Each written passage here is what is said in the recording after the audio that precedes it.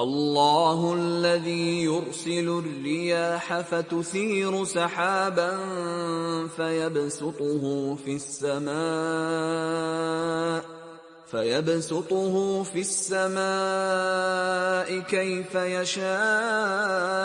ويجعله كسفا